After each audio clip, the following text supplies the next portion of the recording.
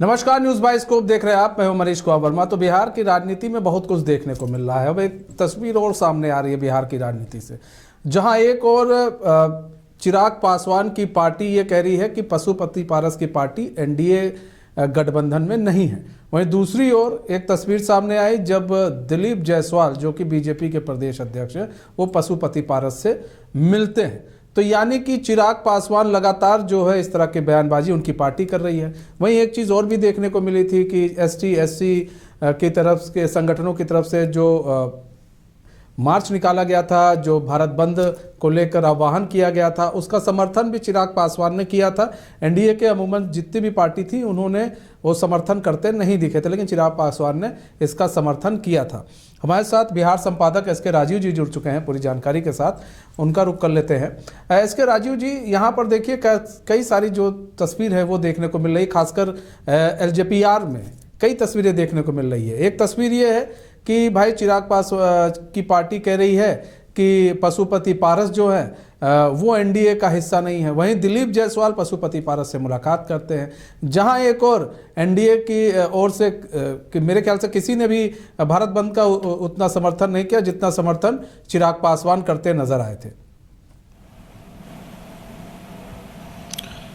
तो देखिए मनीष जी, दरअसल में चाचा और भतीजे की जो ये लड़ाई है, ये लड़ाई लंबे समय से चली आ रही है। और जब रामविलास पासवान का निधन हुआ उसके बाद से बेसिकली इस लड़ाई की शुरुआत हुई। दरअसल में चिराग पासवान के ऊपर यह आरोप लगता रहा है, पशुपति पारस और जो उनके वर्कर्स भी हैं, जो उनके जो पार्टी के सांसद भी हुआ करते थे, उन लोगों की तरफ से यह आरोप लगाया जाता था कि रामविलास पासवान जब जिंदा थे उस समय भी रामविलास पासवान सर्वसुलभ नेता थे, सर्वमान्य नेता थे। लेकिन चिराग पासवान जो है वो उनकी डिक्टेटरशिप जो है वो पार्टी के भीतर कहीं ना कहीं से चलती रहती थी। और यही वजह है कि आप देखे होंगे कि 2021-22 में जो है वो तमाम जो सांसद हैं उन लोगों ने चिराग पासवान का साथ छोड़ करके और वो लोग पशुपति पारस के साथ चले गए। उसमें 6 सांसद हुआ करते थे और चिराग पासवान अकेले रह गए। और उसके बाद फिर एलजेपी, जो लोक जनशक्ति पार्टी चिराग पासवान के पिताजी ने उसकी स्थापना की थी, रामविलास पासवान ने, उस पर एकाधिकार जताने की कोशिश जो है वो पशुपति पारस के द्वारा की गई। और यह कहा गया कि भाई ये पार्टी जो है ये पार्टी हमारी है।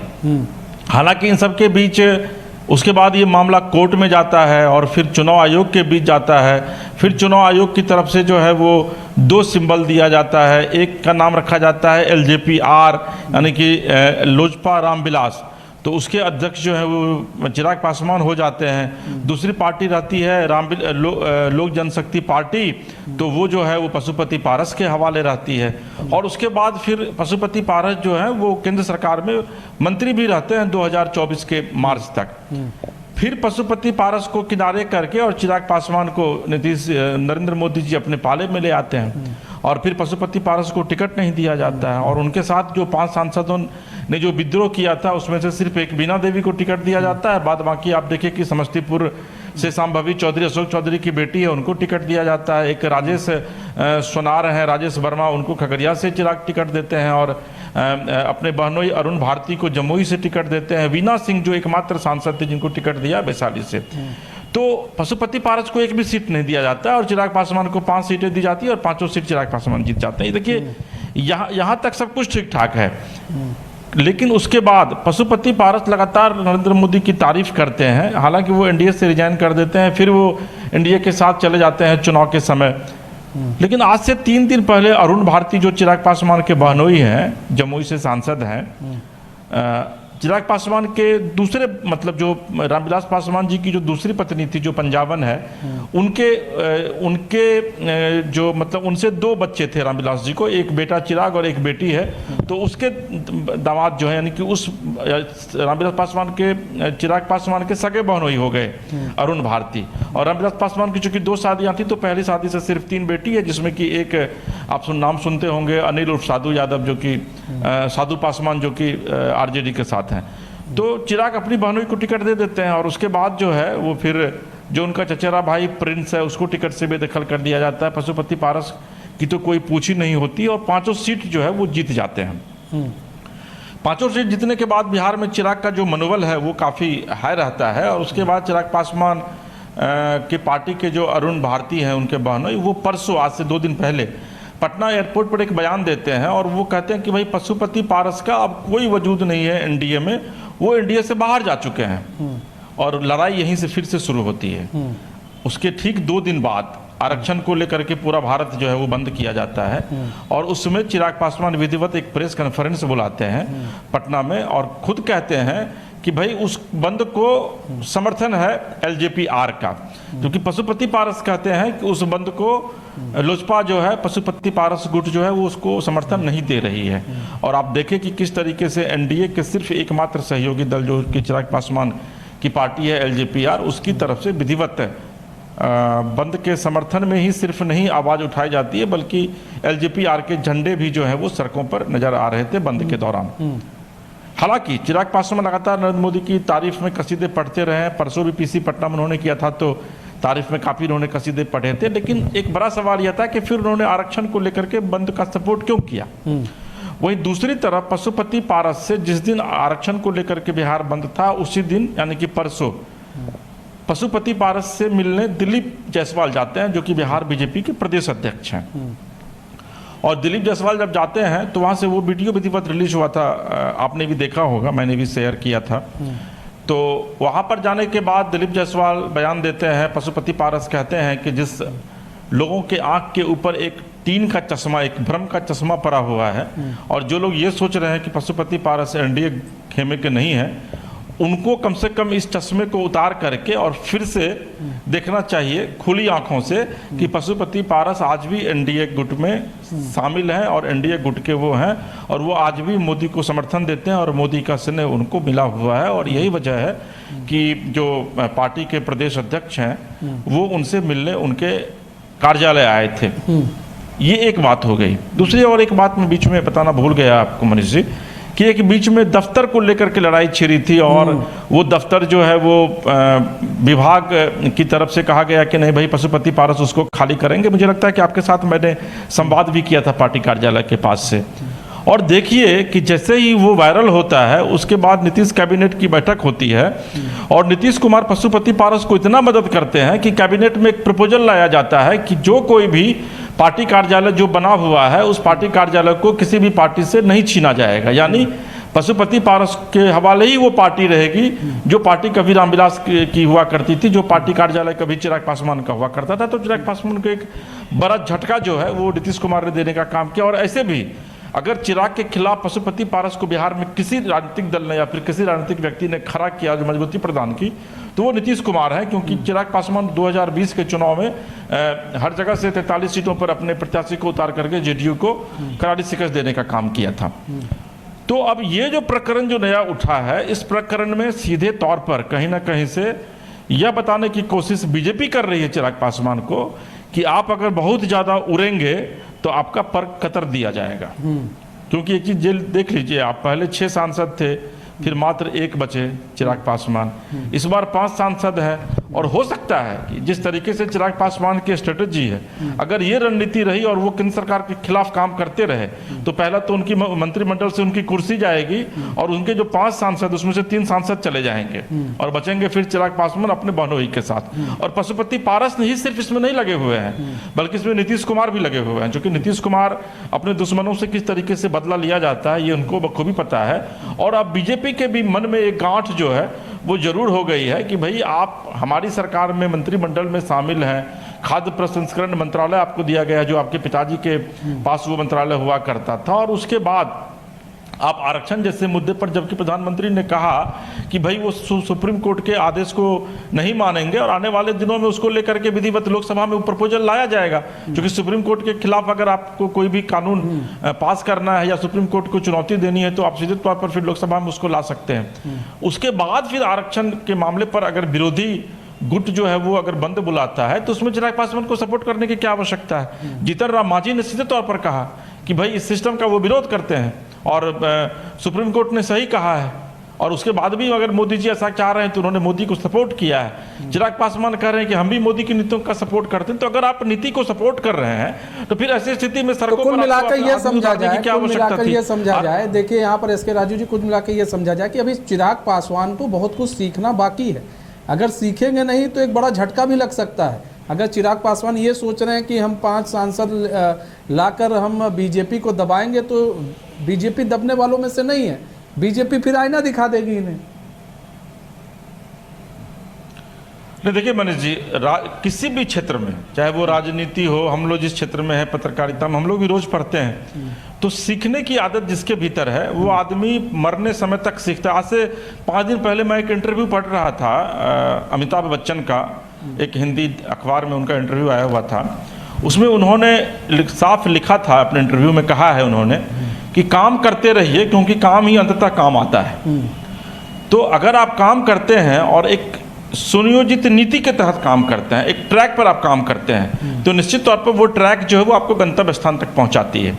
लेकिन अगर आप ट्रैक से डिरेल होकर के अगर आप काम करते हैं तो फिर दुर्घटना होने की संभावना बहुत ज़्यादा बनी रहती है। देखिए चिराग पासवान के साथ क्या है कि वो रामविलास पासवान के बेटे, रामविलास पासवान बिहार सहित देश की राजनीति में एक अति पिछड़ों का एक बड़ा चेहरा हुआ करते थे। 50 साल का उनका राजनीतिक कैरियर रहा था, कई टर्म मंत्री रहे, कई टर्म सांसद रहे, हाजीपुर से Guinness book of world record में उन्होंने अपना नाम दर्ज कराया था। तो उनके बेटे हैं चिराग पासवान। तो एक जिस तरह ये कहा जाता है कि तेजस्वी के विषय में सोना का चम्मच लेकर के वो पैदा हुए, तो उसी तरह चिराग पासवान भी सोना का चम्मच लेकर पैदा हुए और ऐसे कुल में पैदा हुए, ऐसे कोख में पैदा हुए जहाँ पर कि राजनीति उनको विरासत में मिली। चुनाव लड़े, वो जमुई से जीत गए, फिर चुनाव लड़े, जमुई से जीत गए, फिर तीसरी बार भी चुनाव लड़े हाजीपुर से पिता की सीट पर, वहाँ से चुनाव वो जीत गए। तो विरासत में अगर आपको कोई चीज़ अगर आपको मिलती है तो उसको संभाल कर रखना आपके लिए एक बड़ी चुनौती होती है। और यही वजह है कि चिराग पासवान को ये लगने लगा कि भाई राजनीति यही है, आप कभी मोदी का सपोर्ट कीजिए, फिर मोदी का गुण गाइए और मोदी के विरोध में ही सड़कों पर लोगों को भी उतारिए। तो ये अति उत्साह में चिराग पासवान ने किया है। और ये चिराग पासवान को पता है कि आज की तारीख में अगर चिराग पासवान पार्टी को अगर बीजेपी अलग करती है तो उनके 3 सांसद सीधे टूट जाएंगे और सिर्फ 2 बचेंगे और उनके पास फिर कोई ऑप्शन नहीं बचेगा और सरकार पर कोई खतरा भी नहीं है केंद्र सरकार पर कि उनकी सरकार गिर जाएगी।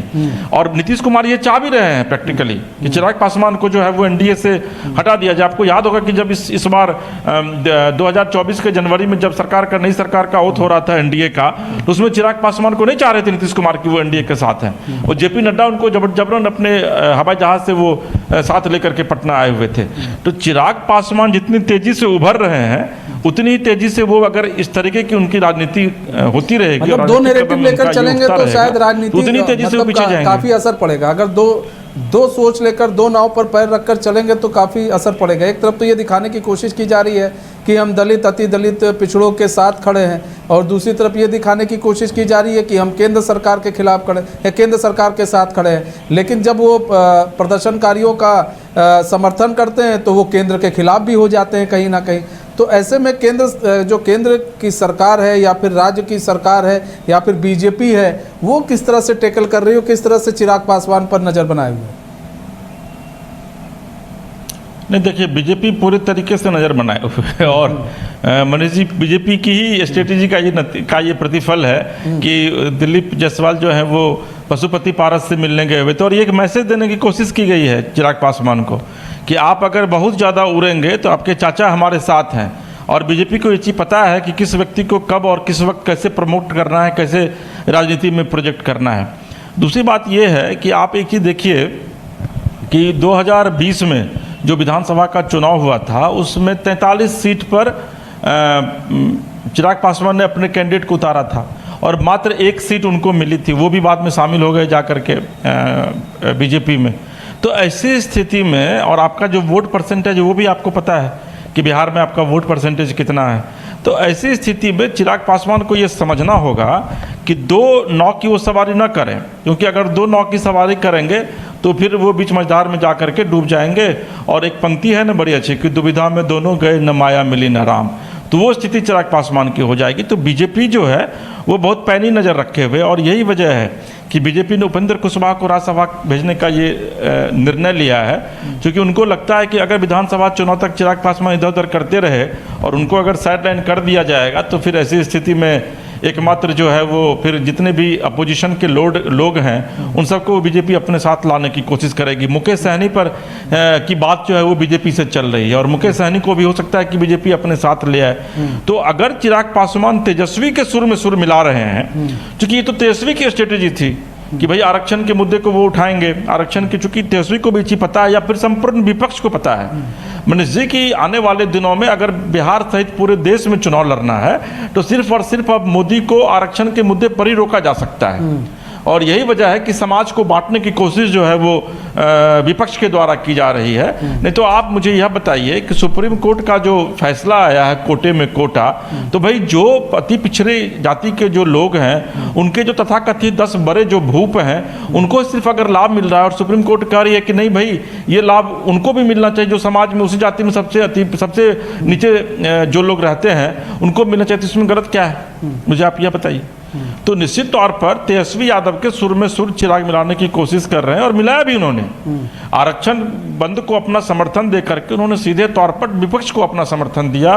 बिहार में तेजस्वी यादव को उन्होंने अपना समर्थन ऐसा भी तो हो सकता है कि अभी बीजेपी जो है पूरे जो विधानसभा चुनाव होने वाले हैं बिहार में 2025 में, तो अभी किसी तरह इनको झेलेगी, फिर उस हिसाब से फिर सीटों का बंटवारा करके जब बीजेपी देखे कि हम जब बीजेपी पार्टी और जेडीयू अगर आगे निकल जाती है तो फिर और भी अगर 1-2 पार्टी को शामिल करके निकल कर अगर वहाँ पर सरकार बना लेती है तो फिर दबाव बनाने पर ज़्यादा असर रहेगा कि चिराग पासवान पर दबाव बनाया जा सकेगा कि भाई अगर आप इस तरह करेंगे तो सही नहीं होगा। फिर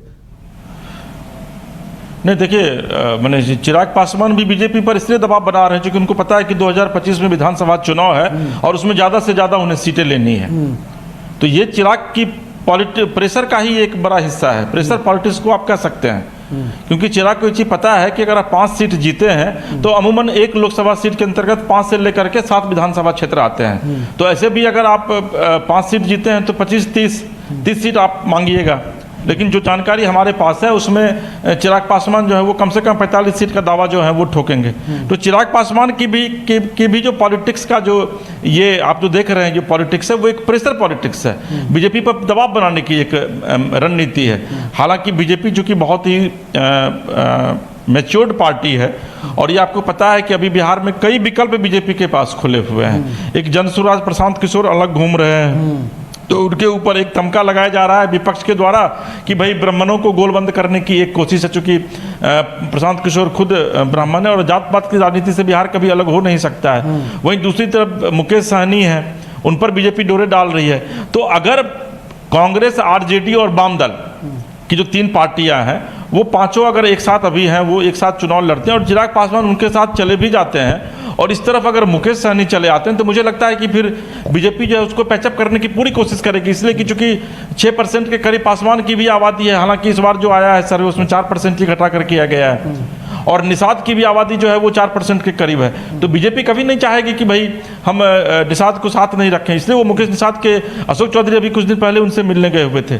तो आप एक स्ट्रेटेजी जो है वो बीजेपी भी बना रही है। तो ऐसा नहीं है कि चिराग पासवान ने सिर्फ बहुत बड़े स्ट्रेटेजिस्ट हैं पॉलिटिक्स के, बीजेपी भी बना रही है। जेडीयू तो कभी नीतीश कुमार इंटरनली नहीं चाहते हैं चिराग पासवान को। तो एक आने वाले दिनों में ये भी एक राजनीतिक रणनीति का एक बड़ा हिस्सा हो सकता है। और अगर चिराग पासवान नहीं संभले और वो इसी तरीके से विरोध करते रहे केंद्र सरकार की नीतियों का, क्योंकि देखिए एक बड़ा सवाल है मनीष जी और ये चीज़ पता नहीं चिराग पासवान क्यों नहीं समझ पाए कि भाई जब प्रधानमंत्री से जाकर आप मिलते हैं, प्रधानमंत्री जो है वो स्वयं कहते हैं कि भाई कोटा के भीतर कोटा वो लागू नहीं होने देंगे, सुप्रीम कोर्ट के आदेश को वो लागू नहीं होने देंगे। उसके बाद अगर आप आरक्षण का फिर से आरक्षण विरोधी मार्च निकाला जाता है देश में और उसको अगर आप सपोर्ट कर रहे हैं तो पता नहीं चिराग पासवान क्यों सपोर्ट कर रहे हैं। इसका मतलब या तो आपको प्रधानमंत्री के ऊपर विश्वास नहीं है, आप जिस कैबिनेट के सहयोगी हैं, जिनके कैबिनेट में आप सहयोगी हैं, या तो आपको उनके ऊपर विश्वास नहीं है या फिर आप दो नाव पर सवारी कर रहे हैं। एक तरफ बिहार में तेजस्वी को अभी तो फिलहाल यही लग रहा है कि नहीं भाई हमारे पास एक ऑप्शन खुला हुआ है। 2 नाव पर सवारी की जा रही है और चिराग पासवान को लग रहा है कि 2 नाव पर सवारी करना बेहतर है ताकि अगर कुछ ऊंच नीच होती है, ऊपर नीचे होता है एनडीए में, तो फिर वो ये कह सकें कि देखिए हमने बड़ी प्रमुखता से हमने आवाज़ उठाई थी, हम एनडीए में रहकर भी हमने समर्थन दिया था, ताकि जब वोट की बात आए या फिर चुनाव की बात आए तो वहाँ पर वो अपनी बातों को प्रमुखता से रख सकें। फिलहाल बहुत बहुत धन्यवाद एस के राजू जी हमारे साथ जुड़ने के लिए और तमाम जानकारी साझा करने के लिए।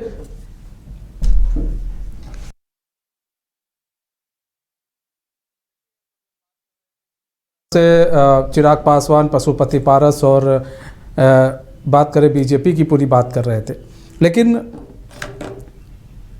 यहाँ पर चिराग पासवान भले ही कुछ भी कहें, चिराग पासवान लगातार बात कर रहे हैं, लेकिन ये कहा जा रहा है चिराग पासवान दो नाव पर सवार होकर काम कर रहे हैं। चिराग पासवान एक तरफ तो पीएम नरेंद्र मोदी की तारीफ करते हैं, दूसरी तरफ अगर सरकार के खिलाफ कोई एजेंडा चलता है फिर उसका अगर समर्थन करते हैं तो ये भी कहीं ना कहीं एनडीए के विरुद्ध काम है। आपने देखा होगा कि हम पार्टी के जो प्रमुख हैं उन्होंने जितेंद्र राम मांझी उन्होंने बिल्कुल भी समर्थन नहीं किया था इस पूरे जो बंद बुलाया गया था। जेडीयू की तरफ से भी ऐसी कोई बयान नहीं आया था। तो कुल मिलाकर चिराग पासवान एक दूसरे राह पर निकल चुके हैं।